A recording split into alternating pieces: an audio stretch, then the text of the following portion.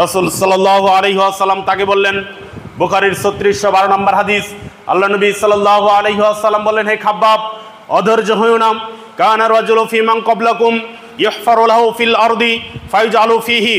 হে খাব্বাব, তুমি জেনে রাখো, তোমাদের পূর্বে যারা ইসলাম গ্রহণ করেছে তাদেরকে তোমার চাইতে বড় কষ্টের মধ্য দিয়ে যেতে হয়েছে।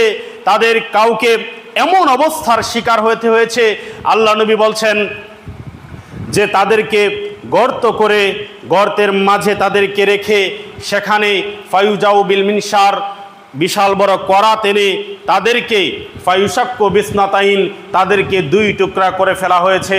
ওয়ামা ইয়াসুদ্দুহু যালিকা আন দীনিহি, এরপরেও তাদেরকে ইসলাম থেকে তারা বিরত রাখতে পারেনি। সকলে বলি সুবহানাল্লাহ। অনুধাবন করেন, মনোযোগ দিয়ে শুনেন। রাসূল সাল্লাল্লাহু আলাইহি ওয়াসাল্লাম খাব্বাবকে এই কথা বললেন যে তোমাদের পূর্ববর্তী লোকদেরকে ইসলাম কবুল করার কারণে এমন কষ্টের মধ্য দিয়ে যেতে হয়েছে, কাউকে এমন করা হয়েছে গর্ত করে, জমিনের মধ্যে গর্ত করে সেখানে ফেলে তারপরে করাত দিয়ে দুই টুকরো করে ফেলা হয়েছে।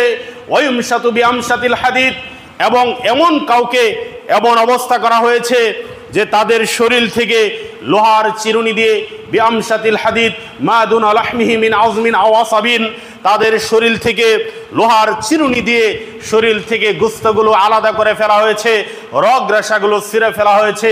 ওয়ামা ইয়াসুদ্দুহু যালিকা আন দীনি, এরপরেও তারা ইসলাম থেকে বিরত হন নাই, ইসলামের উপর তারা অবিচল ছিলেন, অটল ছিলেন। সকলে বলি সুবহানাল্লাহ।